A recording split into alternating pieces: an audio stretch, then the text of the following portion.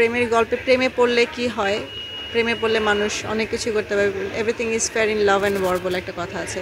তো সেক্ষেত্রে প্রেমে পড়ে কি করে বরবাদ হলো আর এর পিছনে আর কি কি গল্প আছে সব কিছু মিলিয়েই বরবাদ সিনেমাটা। হৃদয় বিদারক ঘটনা নেই, হ্যাঁ প্রবলেম তো থাকতেই পারে, যে কোনো কাজে প্রবলেম থাকে, বাট ওভারকাম করার মতো প্রবলেমই ছিল।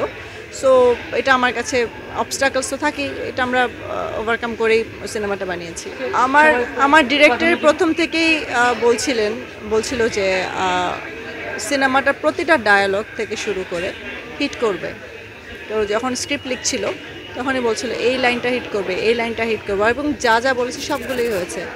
সো আমরা প্রথম থেকেই জানতাম যে সিনেমাটা তো ভালো হচ্ছে, সিনেমাটা ভালো না হলে আমিও হয়তো সিনেমাটা করতাম না, বা আমার ডিরেক্টরও হয়তো বা ভয় করে এত বেশি গ্র্যান্ডারের একটা সিনেমা, প্রথম সিনেমা এত বেশি গ্র্যান্ডারে বানাতে যেত না সাহস করে। খুব ভালো লাগছে, খুবই ভালো লাগছে, একদম কল্পনাতীত একটা জিনিস, যেটা আমি মানে আপনাকে বলে বোঝাতে পারবো না, বাট ভালো লাগছে। দর্শককে অনেক অনেক ধন্যবাদ।